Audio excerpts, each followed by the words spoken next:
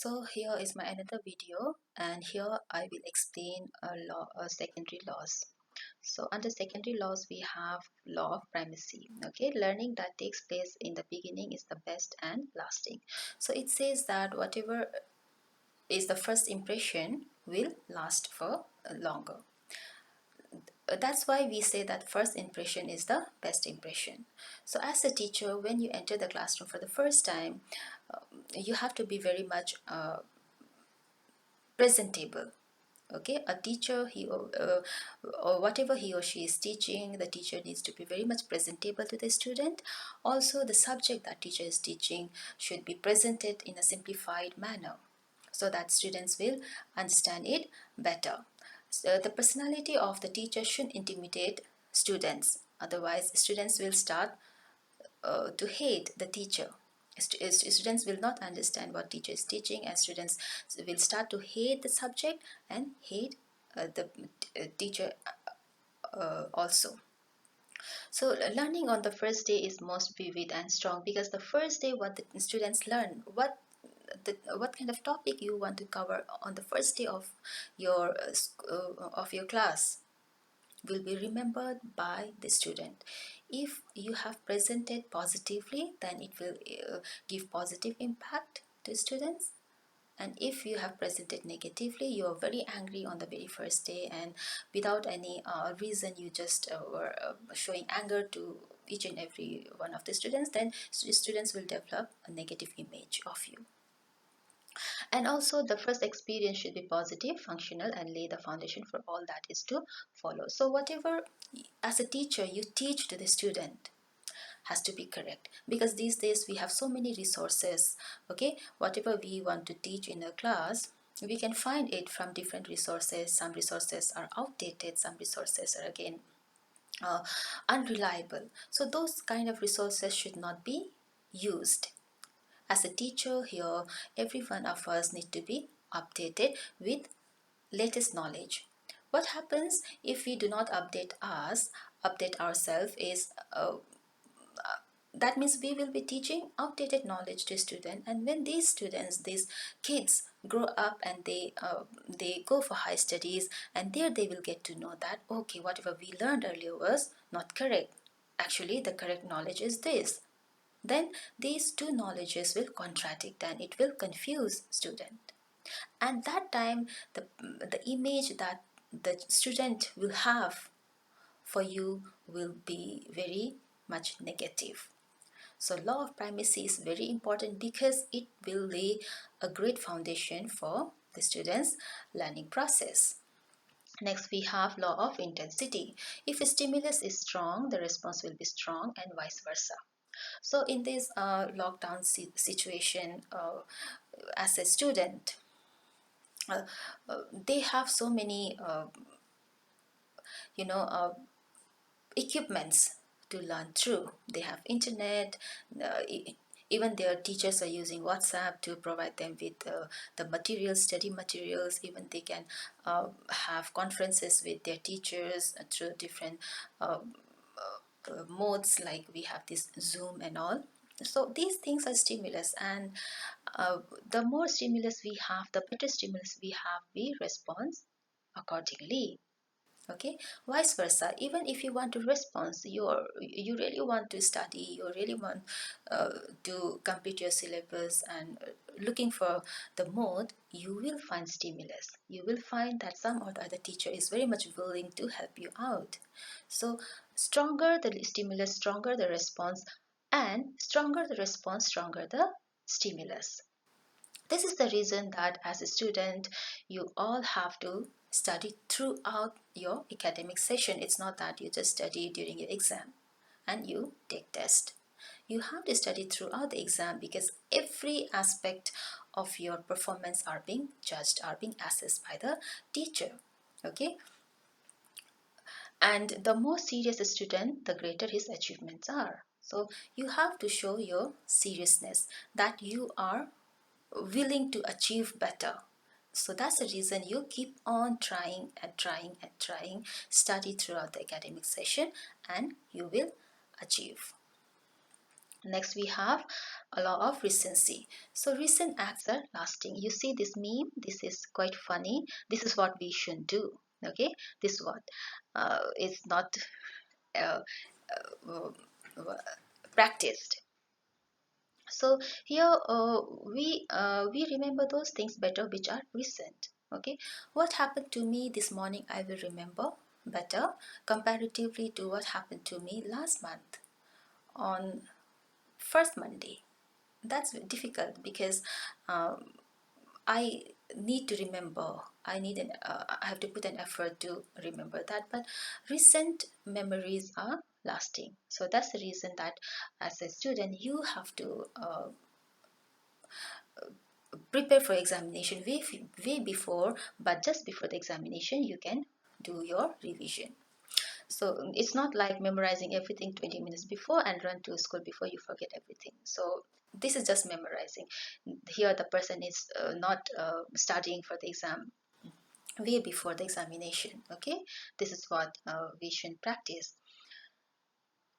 Without revision, he or she is apt to forget even the best assimilated matter. A revision just before the examination helps. Okay, next we have law of multiple response. So if you remember this Thorndike's puzzle, where Thorndike has put this cat inside the box, this is a puzzle box, and there was certain strategy to open the door. Okay, and outside there was a plate of food for the cat, which was good, and uh, and cat was hungry, which was the drive. So to open the door, um, multi cat tried in a different way. Cat showed multiple responses, and out of these multiple responses, cat could recognize the correct response and opens the door. So likewise, in an individual's life, they get lots and lots of challenges in their life. Okay, every situation is new. Every problem situation is new until unless you have not experienced it. Even some problem situations are a little bit related with your earlier problem situations. Even in those situations, you have to give a try in a different. You have to give a try to solve it in a different way. So you try to solve that situation in different ways. One works out, one doesn't works out. So the correct response, the correct solution will be remembered. You will use that correct solution later on, even when a similar kind of problem arises in your life, and incorrect responses will be forgotten. Next, we have law of set attitude. Learning is guided by a total attitude or set of the organism. So here, a positive attitude will lead to positive outcomes. So the positive attitude here, the teacher need to develop, okay, in a child. So a student also need to develop positive attitude, because just the teacher is trying to motivate the child externally, but until unless the child is internally motivated, a teacher cannot help. This is just like you can drag a horse to the pond, but you cannot make it drink. So the drive has to be felt by the student himself or herself. Then only uh, individual will be able to have a positive outcome. Teachers will guide, teachers will supervise, teachers will provide with study materials, guidance and all. But at the end, it should come from within of uh, a learner. Okay, a student unless sets to get first position and has the attitude of being at the top would not learn much. Okay, so next we have law of analogy. The organism makes responses by comparison or analogy and assimilation. When learner finds the similarities and dissimilarities in the lesson with daily experience, he learns better. Hence, teaching must be correlated with life experiences. So here you can see this picture. A sword is to a warrior as pen is to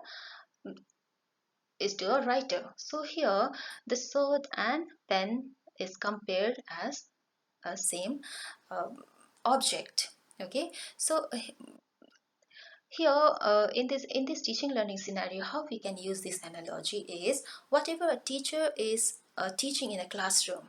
Okay, it's everything is from